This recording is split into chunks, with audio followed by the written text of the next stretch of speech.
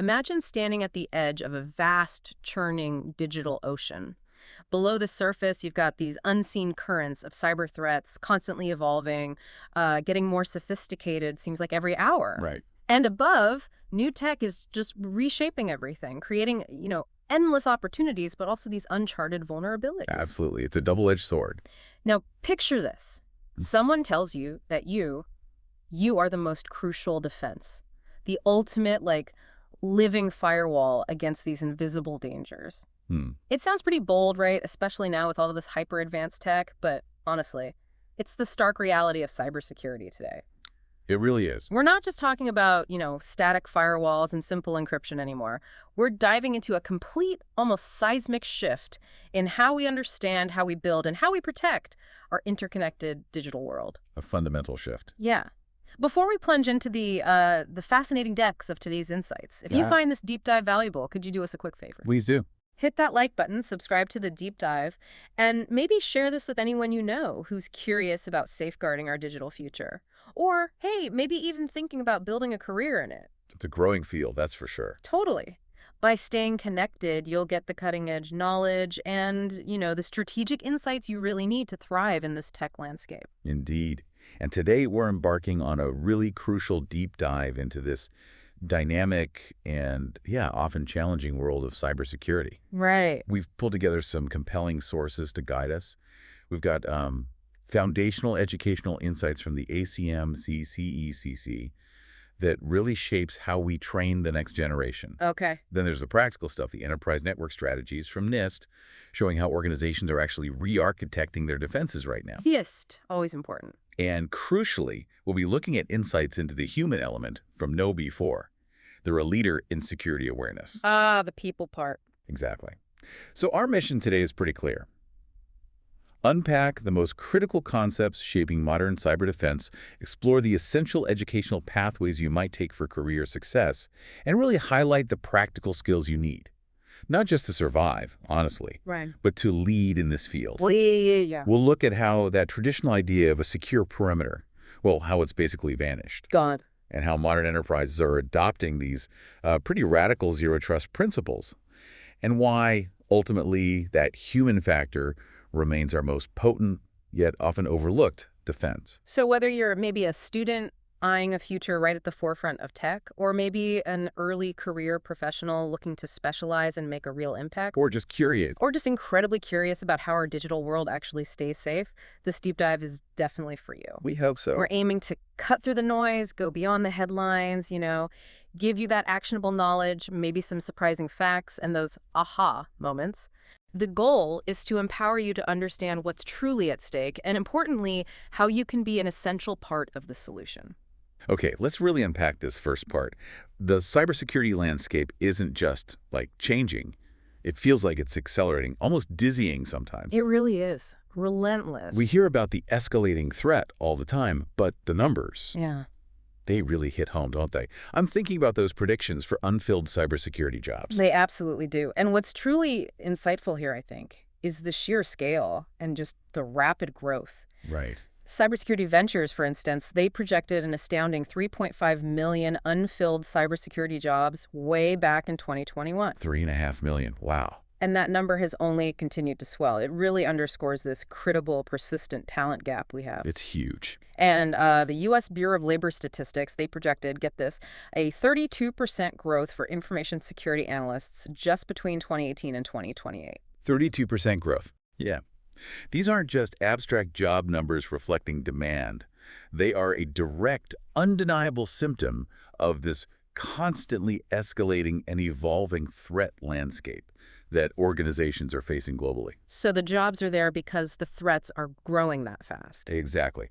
This massive shortfall, it signifies not just a lack of skilled individuals, but really a fundamental challenge in securing our digital world against adversaries who are, let's face it, innovative, persistent, and increasingly organized. Organized crime, essentially. In many cases, yes. The very existence of such a profound gap highlights a critical vulnerability in our collective digital infrastructure. It's a stark reflection of how sophisticated these threats have actually become. Think about it. Just a relatively short time ago, cyber criminals were focusing mostly on individual identity theft. Right, stealing credit card numbers, social security details. Yeah, that kind of thing. But as Told Before points out, they're playing a much bigger, much more audacious game now. They've scaled up significantly. They're orchestrating these elaborate attacks to take over entire organizational networks, hacking into corporate bank accounts, siphoning off hundreds of thousands, sometimes millions of dollars in single incidents. It's staggering. It's like they've gone from, pickpocketing on a street corner to executing grand larceny on a global scale. They've shifted targets from individual pockets to the entire vault of a business. That's a good analogy. And they are ruthless, exploiting any vulnerability they can find to maximize their gains, whether it's ransomware, which we hear about all the time, Constant. or business email compromise, or even these sophisticated supply chain attacks that can just ripple across entire industries. So it's not just one company. It affects everyone down the line. Precisely. Yeah. Which raises this important and often overlooked question. What does this mean for organizations? Yeah. Especially those, the smaller ones that might mistakenly think, oh, we're too small to be a target. Yeah, it won't happen to us mindset. Exactly. But the data just debunks that myth entirely. Okay. Nationwide Mutual Insurance Company found that a staggering 58% of small to medium businesses were cyber attack victims. Over half. Over half. That statistic is chilling because it tells us nobody is safe. Attackers are not discriminating based on size. They're looking for opportunity. Wow. And the economic impact of cybercrime. Yeah. It's serious, it's growing, and it extends far beyond just the direct financial losses from theft or ransom. Right. There's more to it than just the money they steal. Much more. It affects cities, states, nations by disrupting critical infrastructure. Mm. Imagine power grids, water treatment plants, healthcare systems being crippled. Terrifying. It damages global supply chains, leading to widespread product shortages, economic instability, and it erodes public trust in institutions, which can have really long-lasting societal consequences. This is huge. As highlighted in the societal security knowledge area of that ECCC guidance we mentioned, it's no longer just a technical problem confined to the IT department. No. It's a fundamental business continuity problem. It impacts operations, reputation, long-term viability. The associated costs of recovery, potential regulatory fines, think GDPR or CCPA. Big fines there. Huge. And the incalculable loss of customer and stakeholder trust. It can be truly devastating. It often leads to actual business failures. Hashtag 1.2. The disappearance of the traditional network perimeter. Okay, so that challenge you just laid out, the escalating threat, the ever-expanding target list, it brings us right to this fundamental shift in how we have to approach defense. It does. If our old corporate network was like that, meticulously guarded medieval castle, high walls, deep moat, threats clearly outside. Classic model, yeah. How do we even begin to secure what's now become this sprawling, interconnected global city with resources scattered everywhere? That traditional castle wall, well, according to NIST, it's effectively gone. Precisely. It's obsolete.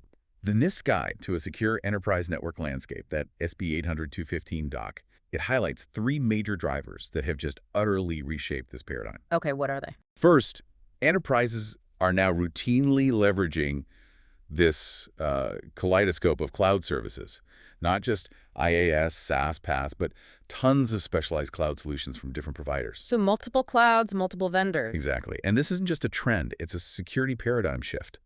Because each new service effectively becomes another potential unmonitored door into your network if you don't secure it properly. It decentralizes your assets, scatters your data. Makes sense. What's the second driver? Second, there's the unprecedented geographical spread of IT resources. Organizations don't just operate from one HQ anymore. They have multiple data centers, numerous branch offices, a global workforce accessing resources from homes, coffee shops, co-working spaces. Everywhere. And increasingly, Internet of Things, IoT devices, deployed far and wide. Each of these points can become an entry point for an attacker, completely blurring any clear boundary. So the inside and outside lines are just fuzzy. Very fuzzy. And third, and this is critical, there's been a profound shift in application architecture. We've moved from these large monolithic applications, think of them as single massive blocks of code, Right, the old way. to loosely coupled microservices. These are smaller, independent components that often have their own dedicated infrastructure, sometimes called a service mesh, which orchestrates their communication and provides security controls. Microservices, Yeah. okay. How does that fragment the perimeter? Well, the move to microservices inherently fragments it Mm. because individual services communicate extensively with each other, often across different network segments or even different cloud providers. Ah, okay. So lots of internal communication. Tons. And we connect this to the bigger picture. These three drivers, multi-cloud, geographic spread, microservices, they have profound and challenging security implications. I bet. The very concept of a static network perimeter has largely disappeared. Mm. We have to let go of that idea. This distributed nature leads to a massive, unprecedented increase in the attack surface. We're talking about a proliferation of IT resources, compute, networking, storage, and the sheer number of individual components that need securing, many outside traditional enterprise control. So more things to protect spread out everywhere. Exactly. And attacks can now easily escalate across multiple network boundaries, leveraging that inherent connectivity to move laterally within an organization's interconnected infrastructure. Lateral movement, that's a big one. Huge. And it often remains undetected for extended periods because, historically, security focused on north-south traffic entering or leaving the network. Right, guarding the main gate. But now, with microservices and distributed resources, estimates are that over 75% of network traffic is east-west, moving between internal servers, applications, cloud services. 75% inside. Wow. Yeah. And this internal communication is largely invisible to traditional perimeter-focused security teams. It creates this fertile ground for advanced threats to cause maximum damage once an initial breach occurs. It's like a game of hide and seek, where the seek tools are still looking in all the wrong places. So instead of that one castle, our business is now like a sprawling, constantly expanding modern city. Thousands of interconnected Good buildings, terminology. some we own, some rented from different landlords, some far away in other countries. And people are accessing them from everywhere, homes, coffee shops, remote offices. The reality today. Protecting that. It isn't just a different challenge, it's a completely different paradigm. You can't just build one big wall anymore. You need security woven into the fabric of every street, every building, every interaction. Built in, not bolted on. Exactly. Understanding that threats can come from within or from the most unexpected corner just as easily as from the outside. This distributed reality demands a whole new playbook for defense. So given this incredibly complex, dynamic landscape we've just painted, a strong, adaptable educational foundation is absolutely paramount for anyone looking to enter or, frankly, advance their career in cybersecurity. Couldn't agree more. Where do people start? Well, the ACM-CCECC's Cyber 2 High 2020 guidance is a crucial reference point here. Yeah. It builds on the earlier CSEC 2017 volume, which was more for four-year institutions. Okay, ACM, CCECC. And this guidance isn't developed in a vacuum, right? It's a living document. It considers a wide range of inputs, including the CAECD knowledge units. Those are mandated by the NSA and DHS National Centers of Academic Excellence in Cyber Defense. So aligned with government standards, too. Yes, and also the widely recognized NICE Cybersecurity Workforce Framework. This multifaceted approach ensures the curriculum stays relevant, comprehensive, and aligned with both industry and national security needs. Preparing people for the real world. Exactly. Preparing students not just for today's threats, but really for tomorrow's unknown challenges, because this field changes so fast. That holistic view feels so critical, especially when things evolve so rapidly. You mentioned the CCECC guidance breaks cybersecurity into 8 key knowledge areas. That's right. 8 areas. What are they? Can you list them? Sure. You've got data security, software security, component security, connection security, system security, human security, organizational security, and societal security. Wow, that's comprehensive. It's not just code and networks. Not at all. It's a truly panoramic view. It recognizes that cybersecurity isn't just about coding or networks in isolation, but about understanding the entire ecosystem of digital protection. Seeing how it all connects. Precisely. This framework helps students grasp how different elements interconnect and impact each other. It fosters a more complete, adaptable skill set. Can you give an example? Like data security versus, say, human security? Sure. Data security focuses on protecting information itself at rest, during processing, in transit. That often involves mastering complex math, analytical algorithms for encryption, access control. The technical nuts and bolts of protecting data. Right. Whereas human security, which we'll talk more about, covers critical areas like identity management, the psychology behind social engineering attacks, personal compliance with ethics, organizational policy. It's the people side. Exactly. Then you have things like organizational security focusing on risk management across the whole enterprise, governance, policy, and societal security looking at broader impacts legal frameworks, ethics, privacy in a digital age. It really is about seeing the forest, not just the individual trees. You got it. And these guidelines, they emphasize competencies that integrate knowledge, skills, and dispositions. Dispositions. What do you mean by that? It's the know that, the know how, and the know why, or maybe know yourself. It's about more than just memorizing facts. It's about being able to apply what you know in dynamic situations, performing tasks effectively, and crucially, having the right attitudes and behaviors in a security context. So mindset matters too. Immensely. They use Bloom's revised taxonomy extensively. Learning isn't just remembering or understanding at a surface level. It's about actively applying concepts in real-world scenarios, analyzing complex problems, evaluating potential solutions critically, and even creating new security measures or systems. Applying, analyzing, evaluating, creating.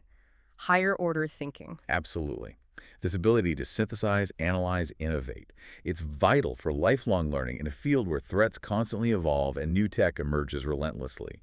The capacity to adapt, think critically, proactively solve problems is far more valuable than just rote memorization. Because honestly, the problems of tomorrow, we haven't even conceived of them yet. That's a sobering thought. This holistic vision, it's not just theoretical, right? It's what good programs actually deliver. Exactly. It's precisely what institutions like the Dr. Sam Pack College of Business at Tarleton State University are aiming to deliver through programs like their Master of Science in Information Systems. Ah, okay. Connecting it to a real program. Yeah. Such a program aims to provide students with this robust, adaptable skill set covering all these critical domains. It equips you not just with technical skills, but with the strategic mindset, the leadership abilities needed to tackle these nuanced, ever-changing challenges. Preparing leaders, not just technicians. That's the goal. Fostering innovators who can actually build the next generation of secure systems. That focus on a holistic skill set, not just the deep tech stuff, brings us to something often, I think, undervalued. We talk about soft skills, but I kind of prefer calling them power skills myself. I like that. Power skills. It fits. Because they are absolutely essential for effective cybersecurity work. You can be the most brilliant coder, the best network architect, but if you can't communicate a critical risk effectively to leadership or collaborate smoothly during a major incident, your impact is just severely limited. You're absolutely right. The CCECC report explicitly emphasizes the critical need for students to attain various employability skills. Communication and teamwork are top of the list. Employers want this too, right? Consistently. Employers and industry advisory boards stress their importance, often ranking them as high, if not sometimes higher, than purely technical skills in a candidate. Wow. Higher? Sometimes, yeah. Because in a field that often involves high-stakes situations, rapid incident response, complex policy implementation, constant education, the ability to articulate complex issues clearly, influence decisions, collaborate effectively under pressure. It's simply invaluable. Can you give an example? Sure. Think about the pressure of explaining a sophisticated ransomware attack to a non-technical board of directors during a live crisis. Intense. Totally. It requires not just technical knowledge, but that ability to translate technical jargon into clear business risks, potential impacts, and recommended solutions. That's a communication skill, a power skill. Okay, yeah. Or what about within the CCCECC framework? Well, consider a cybersecurity professional needing to, and I quote, outline complex technical concepts to technical and non-technical audiences. That's listed as a supplemental competency in data security, but it's fundamentally about communication. Translating tech speak. Exactly. Or take an essential competency in organizational security. Perform tasks in compliance with information security governance and policy. That's not purely technical either. It requires clear communication to ensure everyone understands and follows the policies. It requires ethical judgment in applying them. And it requires a deep understanding of the organizational context to navigate potential gray areas or conflicts. So it's about context, judgment, communication. Right. These scenarios demand more than just technical proficiency. They demand leadership, empathy, persuasive communication, the ability to build consensus across different teams, often under stress. This means then, for students, for early career folks, actively practicing things like presentations, working in cross-functional teams, maybe doing role-play scenarios that simulate real crises. That's just as important as mastering Python or configuring a firewall. Absolutely just as important. It's how you translate that raw technical knowledge into tangible, real-world impact. These power skills are what allow you to influence change within an organization, bridge that often tricky gap between technical teams and business leadership, and ultimately drive a stronger security posture overall. They empower you not just to spot a problem. Right, but also to rally the resources, get the buy-in needed to implement a lasting solution. You know, when many aspiring cybersecurity professionals think about breaking into the field, their minds immediately jump to, like, hacking, right, Yeah. penetration testing, maybe direct network defense roles. Yeah, the more hands-on, often seen as more glamorous technical jobs. SOC analyst, threat hunter. Exactly.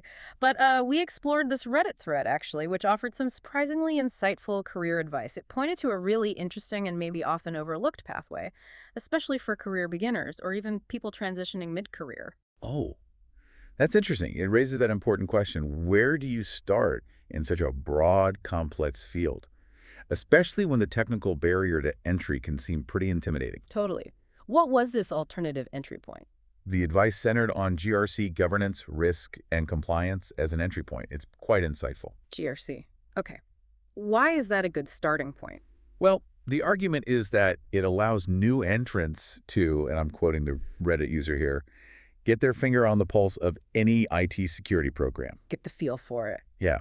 Gained an understanding of how security operates at a strategic level, what policies are in place, how does the organization manage its digital risks, what's the regulatory landscape they have to navigate. That's the big picture stuff. Right. And furthermore, it provides a large bird's eye view into all teams to see what they like and don't like. This exposure is invaluable. You understand the operational realities, the interdependencies, the cultural dynamics that impact security implementation across different departments. See how it all fits together, or doesn't. Exactly. As the Reddit user points out, GRC provides foundational building block knowledge on how cybersecurity operates. No one can protect something if they don't know how it works. That makes a lot of sense. Understand the system before you defend it. Precisely. This foundational understanding is key before diving into highly specialized technical roles.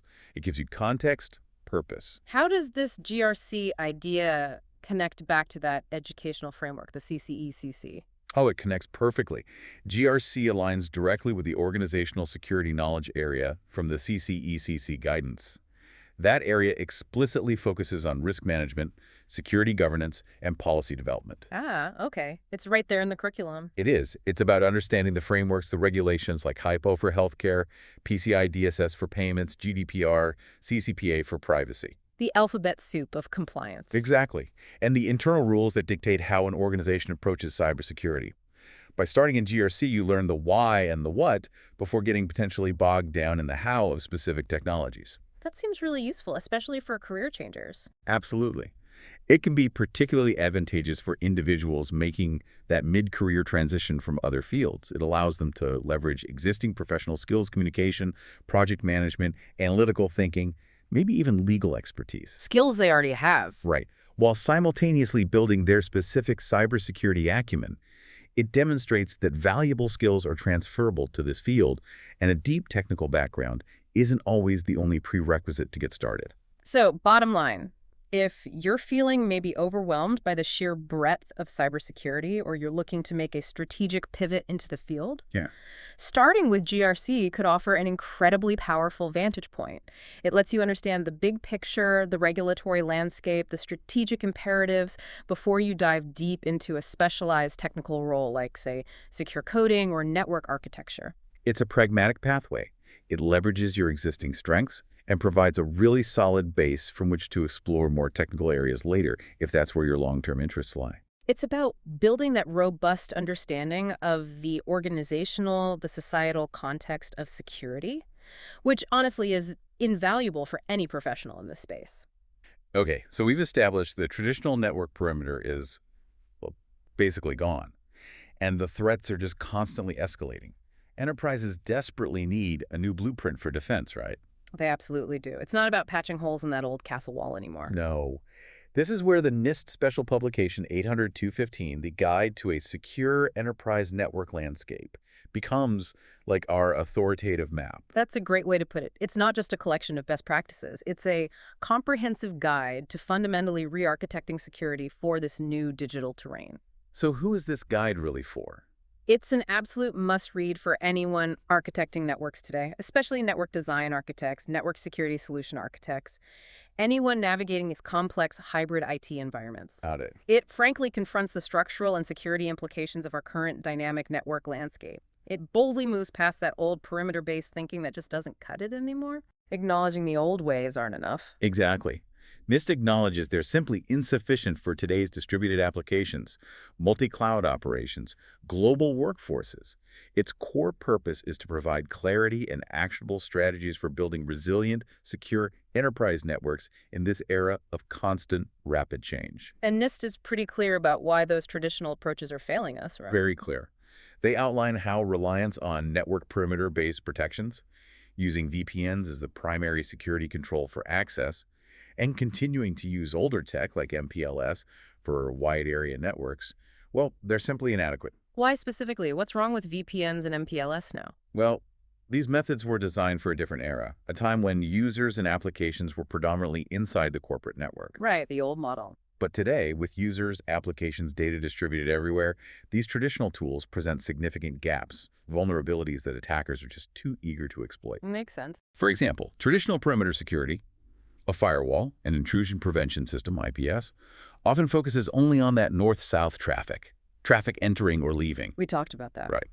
But, as we discussed, over 75% of traffic is now east-west, internal server-to-server communication. That remains largely invisible to these older, perimeter-focused solutions, making lateral movement a huge blind spot. Okay, so VPNs. What's the issue there? The reliance on virtual private networks, VPNs, for primary access, while it was effective for maybe a smaller, centralized workforce, it just buckles under the weight of a global, remote workforce needing granular access to multi-cloud resources. Too much load, too broad access. Both. VPNs often create these broad access points. Once a user is authenticated, they often get wide-ranging access, making lateral movement much easier for an attacker if that initial connection is compromised. Okay. One breach gives them the keys to the kingdom. Potentially, yeah. They also introduce performance overhead, latency, impacting user experience and productivity. And as for older MPLS, multi-protocol label switching for WANs. It's expensive, it's inflexible, it's complex to manage. It tightly couples the network control plane with the data plane, making it really hard to adapt to dynamic traffic patterns, integrate cloud services seamlessly, or respond quickly to security threats. So legacy tech just can't keep up. Exactly. These legacy systems simply weren't built for the agility, the scale, the pervasive connectivity demanded by today's distributed enterprise, where applications and data reside everywhere. Hashtag 3.2, advanced network security appliances and automation. And the evolution isn't just in these conceptual frameworks like NIST's.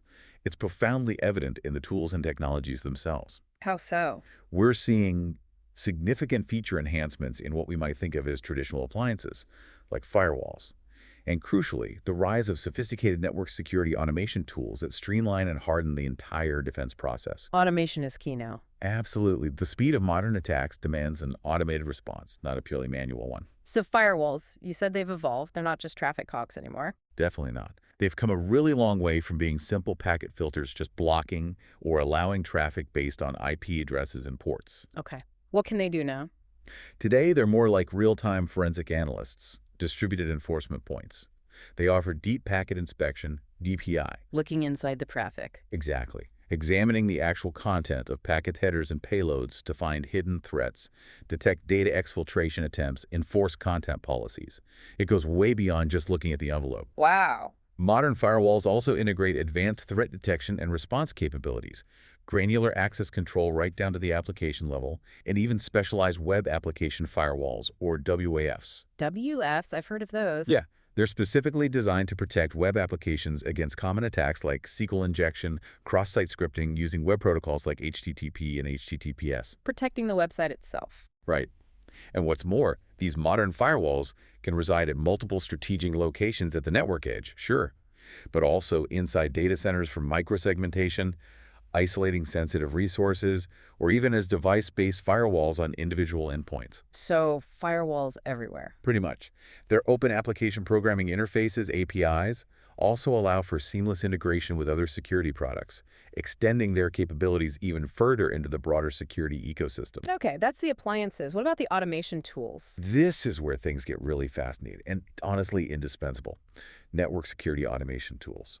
These tools automate the entire life cycle of network A security, whole thing. from initial deployment and continuous monitoring to proactive threat intelligence gathering and reporting, and even automatic remediation of identified issues. Automatic fixes. In some cases, yes.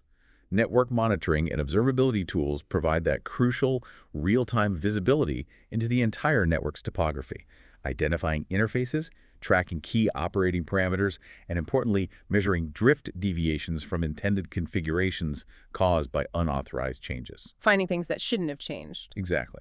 Which is vital for maintaining a consistent security posture and detecting anomalies that could signal a breach. These tools also play a huge role in supporting rapid incident response through strategies like SAIR, SR. security orchestration, automation, and response. It automates tasks like threat detection, vulnerability prioritization, compliance checks, dramatically reducing response times, sometimes from hours down to minutes. Wow. Speed matters there. Hugely. And furthermore, this aligns perfectly with the whole DevSecOps paradigm. Integrating security into development and operations. Right. Where security is integrated throughout the entire life cycle, not just bolted on at the end.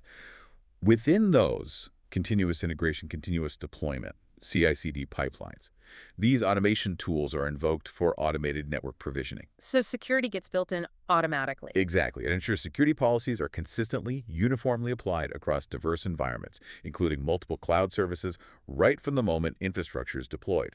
Plus, the built-in audit processes of CI/CD pipelines automatically capture network configuration changes, Leaving a trail. an immutable record, which helps enterprises demonstrate compliance with corporate security policies, stringent regulations like GDPR or SOC 2, all while accelerating deployment speeds. So for our listeners, understanding these automation tools, it's not just about knowing their names. It's recognizing a shift in needed skills, right? Yep. Moving from manual config to designing and overseeing automated security pipelines. That's precisely it. The question becomes, how do you optimize these intelligent systems?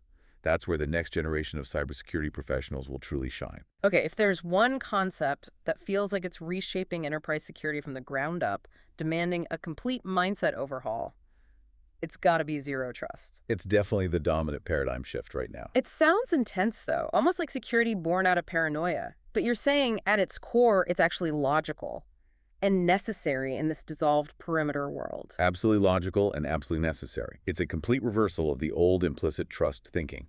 The trust but verify model is dead. It's never trust, always verify. Never trust, always verify. Okay, so zero trust, or ZT, it's this evolving set of cybersecurity paradigms that fundamentally moves defenses away from static network-based perimeters. Instead, it focuses intently on users, assets, and resources themselves, regardless of their location. Focus on the thing being accessed, not where it is. Exactly. It's based on the principle that there is no implicit trust granted to any entity, whether it's a human user, an IoT device, a back-end service based solely on its physical or network location, or even if it's enterprise-owned. Doesn't matter. No free passes. None. Every single access request for every single resource is rigorously validated, and trust is never assumed even after access has been initially granted. A zero-trust architecture, or ZTA, then serves as the blueprint for achieving these principles in an organization's infrastructure and workflows. It's a continuous cycle. Verify, then trust, then verify again. Okay, so how does NIST define this ZTA? You mentioned building blocks. Yeah, NIST simplifies this complex idea into 3 key building blocks that work together, makes it more actionable. Good. What are they? First, you've got the client or browser.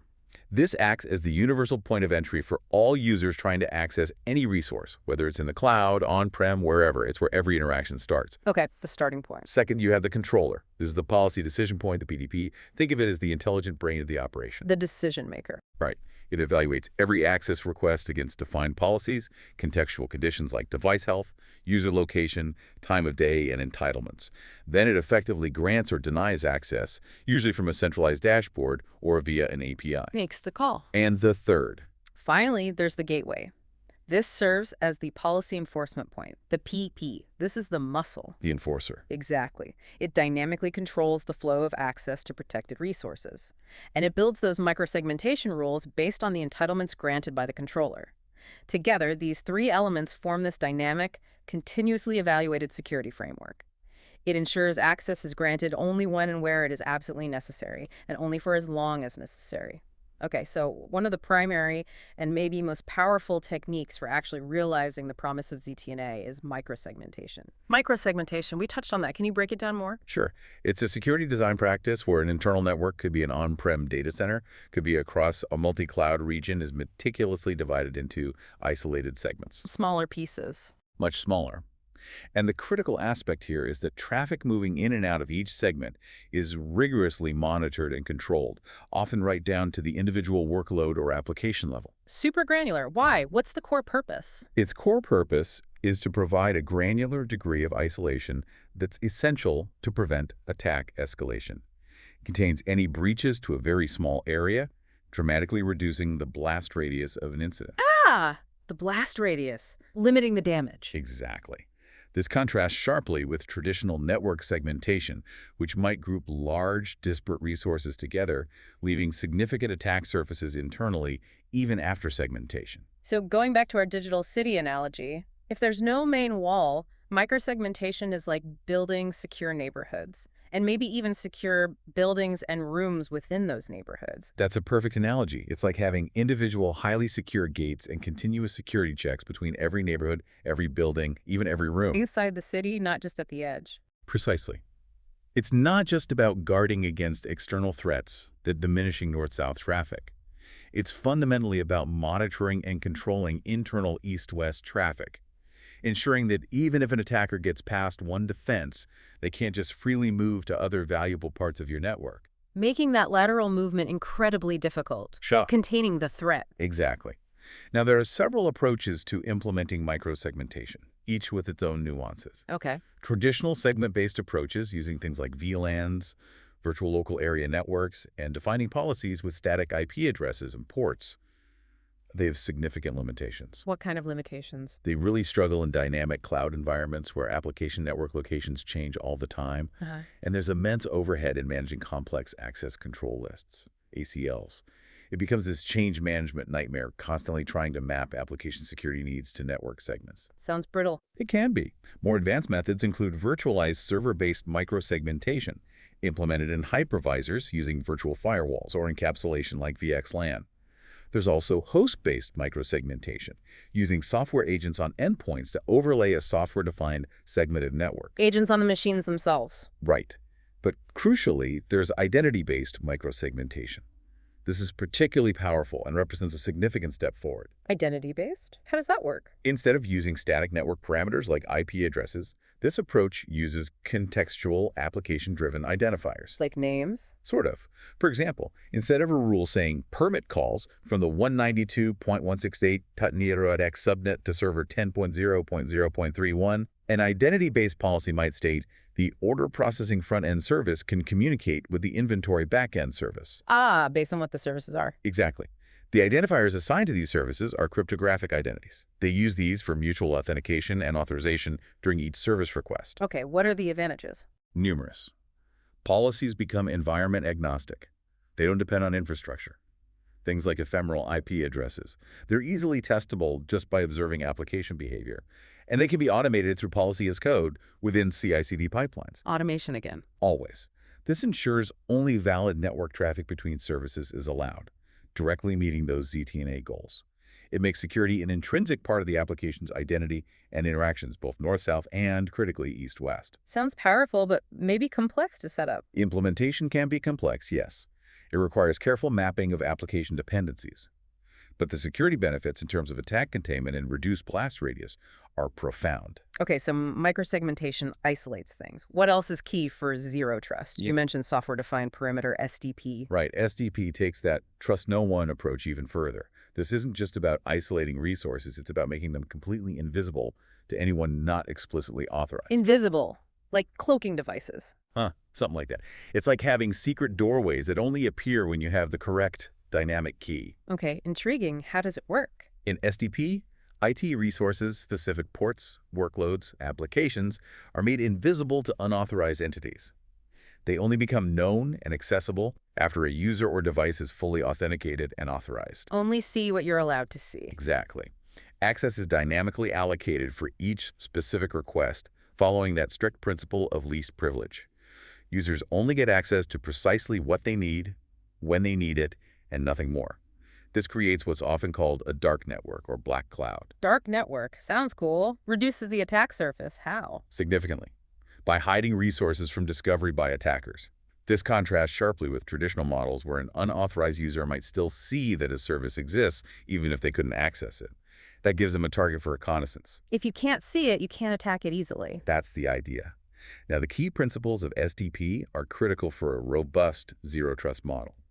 Firstly, the access level determined at the start of a session isn't static. Not set in stone. No. It's continuously reevaluated during the entire user session. It adapts dynamically as the context around the identity changes in real time.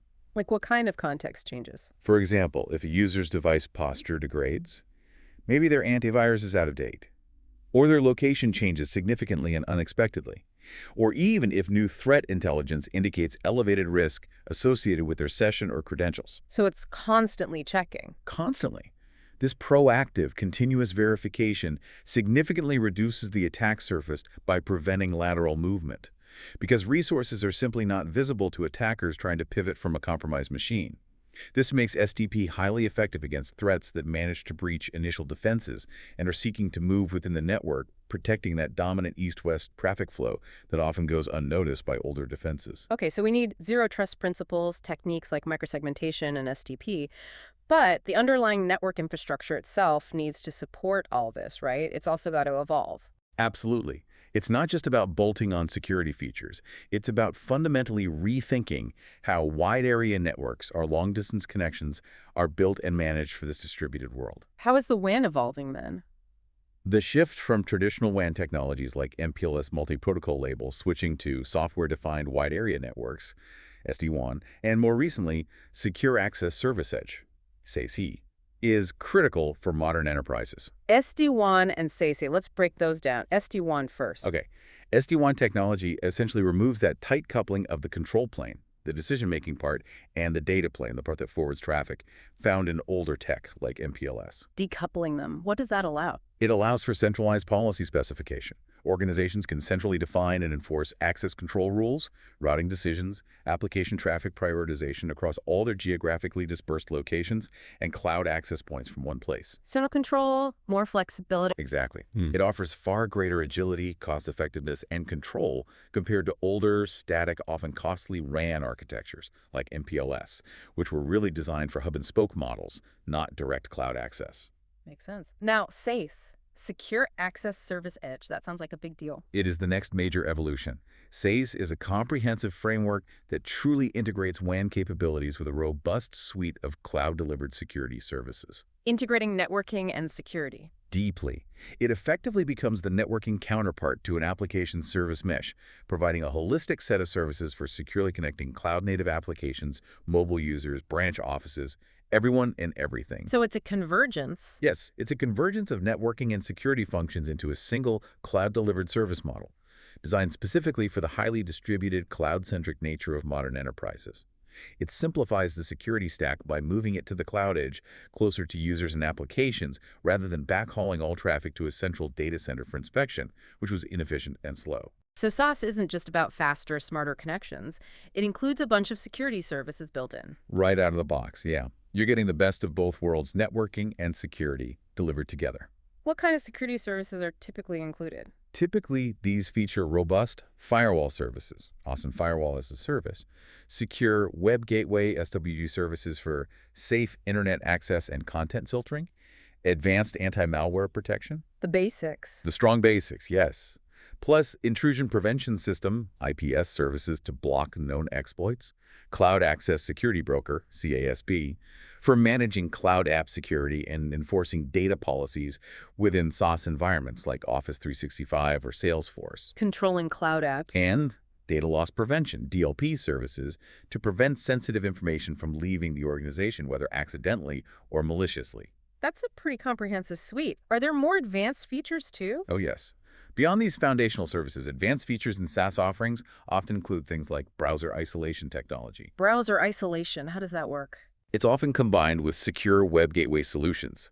It provides enhanced web activity security by executing browsing sessions in an isolated remote environment, usually in the cloud. So the website code never runs on your actual device. Exactly. It protects users from malware and phishing in real time, even if they click on a malicious link, because the actual malicious code never reaches their device. It stays contained in that isolated cloud session. Clever. What else? Another crucial advanced feature is the Continuous Adaptive Risk and Trust Assessment Strategy, often shortened to CARTA. CARTA sounds familiar to the SDP continuous checks. Very similar principle, applied broadly by the CAC framework. It involves constantly monitoring user sessions, performing adaptive behavior analysis on various parameters, user location, device health, time of access, resource sensitivity. Context again. Right. And dynamically changing security levels and permissions based on that context. For example, if a user suddenly logs in from an unusual geographical location or their device posture degrades, CARTA can automatically trigger a multi-factor authentication challenge, reduce their access privileges, or even terminate the session entirely. Real-time adjustments based on risk. Precisely. It reflects that never trust, always verify. Tentative zero trust in real time. So what's the overall impact of this evolution from traditional WAN to SD-WAN and now SASE? The overall impact is profound. It ensures extensive connectivity, allowing users anywhere to securely access applications and resources hosted anywhere, using any transport method. It provides crucial application awareness, letting the network dynamically choose the best path based on application type, network load, business priority, enhancing performance, and user experience. Better performance too. And finally, most importantly for security, it offers centralized visibility and unified management capabilities, allowing for uniform configuration and enforcement of granular security policies across the entire global enterprise network. One place to manage it all. Ideally, yes.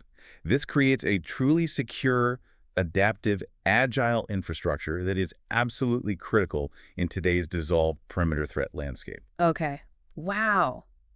We've covered some incredible cutting-edge technology. Zero trust, microsegmentation, SASE, advanced firewalls, automation. We've built these incredibly sophisticated digital guardians. A lot of powerful tools, yes. But let's bring it back to that bold claim from the very beginning. You, the individual, are the most crucial defense. How can that possibly still be true when we have such powerful machines and algorithms running interference? It seems almost counterintuitive. It might seem that way, but Is it fair to say that even with perfect zero trust implementation, the human factor is still effectively the first line of defense if an attacker targets the user directly, like with phishing? it's not only fair to say, it's an undeniable truth. And insights from sources like KnowBe4 make it unequivocally clear. Cyber criminals, they're incredibly astute, incredibly pragmatic. They know what works. They know what works. They understand that even the most fortified digital chains have a weakest link. And often, tragically, that link is the untrained, unaware, or sometimes just rushed user. The person clicking the link. Exactly. Consider this sobering fact. Even the best email filters, no matter how advanced with AI and machine learning, they still have an average 7–10% failure rate. 7 to 10% get through. Still. That means, despite all our technological efforts, a significant percentage of malicious emails will inevitably reach employee inboxes. Wow. And perhaps even more concerning, a staggering 30% of data breaches are caused by repeat offenders within an organization. Repeat offenders, people who've clicked before. Individuals who have fallen victim before, yes, which indicates a persistent gap in awareness, or maybe in behavior, or maybe a lack of effective reinforcement or training follow-up. It highlights this fundamental truth. Technology can only go so far. The human element remains a critical, often exploited variable. So even with perfect ZTNA and SASE designed to reduce the impact of human error. Right, they contain the blast radius if something goes wrong. But that single unthinking click by an unaware or careless employee on a malicious link, or falling for a convincing social engineering ploy, that can instantly undermine the entire meticulously designed security architecture. Instantly. The human firewall isn't just a catchy metaphor. It is, quite literally, the indispensable last line of defense. If that layer is weak, the entire system is vulnerable, no matter how much you spent on tech. And culture plays a role here too, right? It's not just individuals in isolation. Absolutely. As research from places like MIT Sloan, looking at organizational cybersecurity culture reminds us, beliefs, values, attitudes towards cybersecurity aren't just individual traits. They're shaped by the environment. Largely shaped by the actions of managers and leaders, what they term managerial mechanisms. and by external factors like societal norms, regulations. This fundamentally underscores why security awareness isn't merely an individual responsibility, it's an organizational and cultural imperative. It has to come from the top down. It requires active cultivation, consistent reinforcement, and genuine commitment from leadership to create a pervasive, security-conscious culture. Hashtag 4.2, building an effective security awareness training program.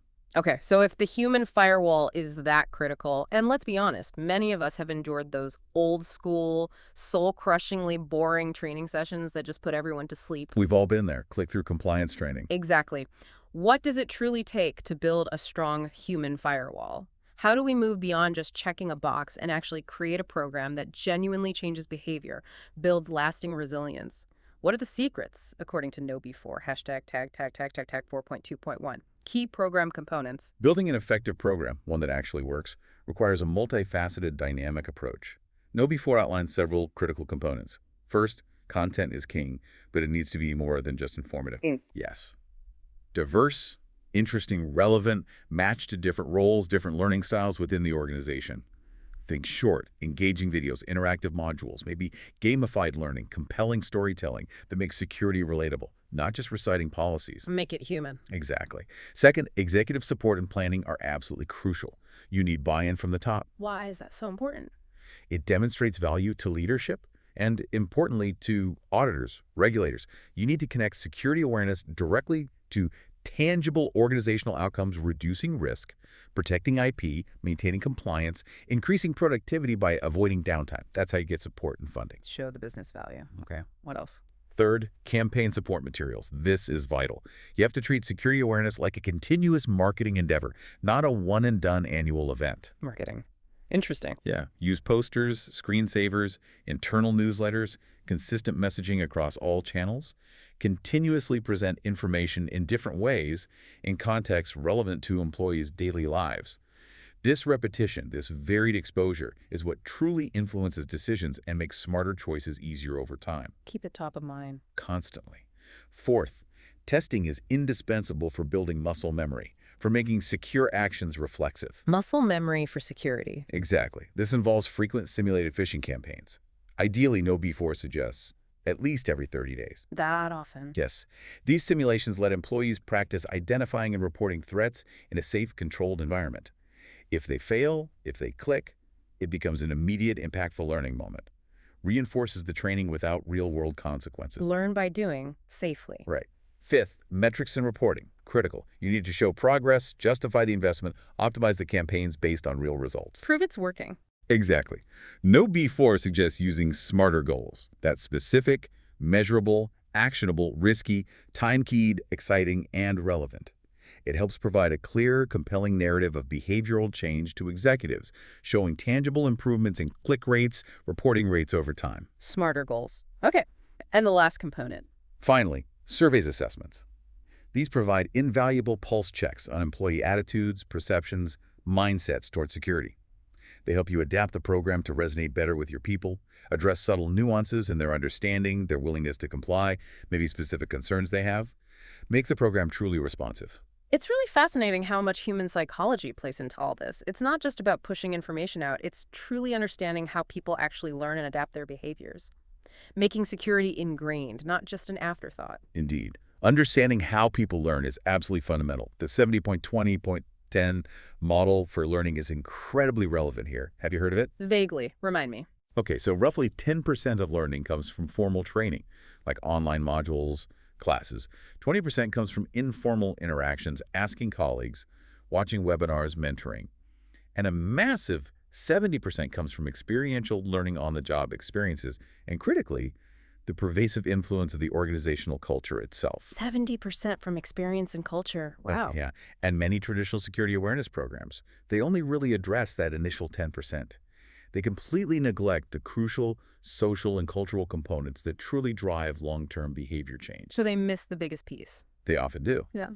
To ignore that 70% experiential component, how security is actually lived and practiced day to day, is to put an organization at a severe disadvantage. This means you need to integrate security into daily workflows, foster security champions within teams, encourage peer-to-peer learning and support. Make it part of the job, not separate training. Exactly. This also brings us to what KnowBe4 calls the 4 stages of competence. It describes the progression people go through when learning a new skill. Okay, what are the stages? It starts with unconscious incompetence. That's the I don't know that I don't know stage. Then conscious incompetence, I know that I don't know, and it's hard. Then conscious competence, I can do it if I really concentrate. Okay. And the goal is to reach unconscious competence, the skilled stage where I know it so well, I don't even have to think about it. Like driving a car eventually becomes automatic. Precisely. The ultimate goal for security awareness is to move users to that skilled stage where secure behavior becomes reflexive, like brushing your teeth or instinctively checking your mirrors while driving, making the right security choices automatic, a default behavior, rather than requiring conscious effort every single time, because conscious effort leads to fatigue and errors. Make security instinctive. That's the aim, which leads to the core philosophy. KnowBe4 advocates. Plan like a marketer, test like an attacker. Plan like a marketer, test like an attacker. Catchy. What does that mean in practice? It means deploying that multi-channel campaign, using diverse content types, videos, infographics, emails, intranet posts at different times through various channels, creating a constant, pervasive presence of security information that builds influence over time. Big posters in break rooms, short tips and weekly emails, engaging articles on the internet, all reinforcing the same core messages. The marketing part, consistent messaging. Right. Simultaneously, you test like an attacker. Frequent, varied phishing tests are deployed to build that critical muscle memory we discussed. The practice part. Exactly. By sending social engineering tests, simulated phishing, smishing, that's SMS phishing, vishing, voice phishing, at least every 30 days, you're continuously giving users opportunities to practice identifying and reporting threats. This combination, consistent engaging messaging plus frequent practical testing, builds both the hearts and minds, the awareness and motivation, and the reflective behaviors needed for genuine resilience. Okay, those phishing tests sound incredibly effective for building muscle memory, but they can sometimes feel like traps for employees, right? Like IT's trying to catch them out. That could lead to resentment, fear, maybe even shame if they fail. That's a very real risk and a critical point. So how do we make this a positive, empowering experience, not a punitive one? Because that seems crucial for adoption, for morale, and ultimately for building that positive security culture. Absolutely crucial. KnowBe4 outlines 5 principles specifically for building a positive anti-phishing behavior management program. First, frame the program with a positive tone. How do you do that? Emphasize that these simulations are for everyone's ultimate safety and skill development. Just like fire drills are for emergency preparedness, these are for digital preparedness. This shifts the perception from being tricked or tested to being trained and empowered. Okay, positive framing. What's next? Second, be intentional about post-click landing pages. The moment an employee falls for a simulated phish is a vulnerable but highly teachable moment. The oops page. Right. That page should be friendly, to the point, and educational, not shaming or accusatory. It should immediately provide clear, concise info on what they missed, why it was suspicious, and how to report it next time, and reinforce why these tests are important for the collective defense. Make it a learning moment, not a punishment. Got it. No finger pointing. Definitely not. Third, empower them with new behaviors. Humans often struggle with simply removing a behavior, like clicking links. It's generally easier to replace it with a positive alternative. Replace clicking with Reporting. Give employees an actionable replacement. This could be clicking a prominent phish alert button right in their email client to report suspicious emails easily. Or, if a tool like that isn't available, simply teaching them the mantra, when in doubt, throw it out, delete it. This provides positive reinforcement for secure actions and a clear path forward. Give them something constructive to do. Makes sense. Fourth, measure and train at individual competency. Recognize that employees have different starting points, different levels of sophistication when it comes to spotting threats. One size doesn't fit all. Exactly. Implement a tiered training system that allows individuals to learn and improve at their own pace. Don't expect everyone to be an expert immediately.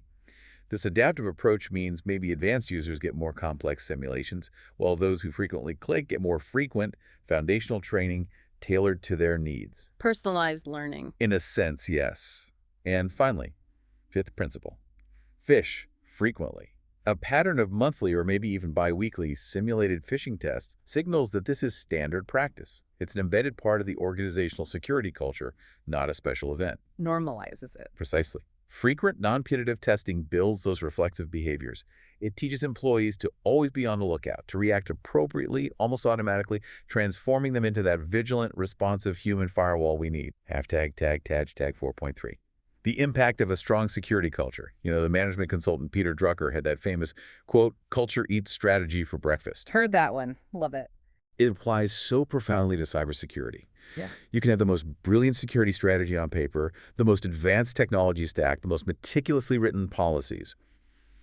But if the organizational culture doesn't genuinely support it, Yeah. if employees aren't engaged, aware, intrinsically motivated to act securely, that strategy will ultimately fail. It just sits on a shelf. Culture trumps strategy. Every time, in the long run.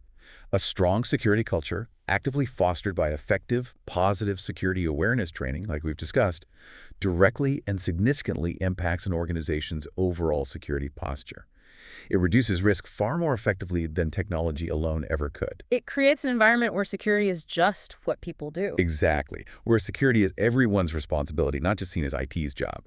It transforms every employee from the CEO to the intern into a conscious defender. So for our listeners, especially those aiming to be leaders or professionals in this field, understanding this human element and critically knowing how to cultivate it, that's not just about reducing technical risk, is it?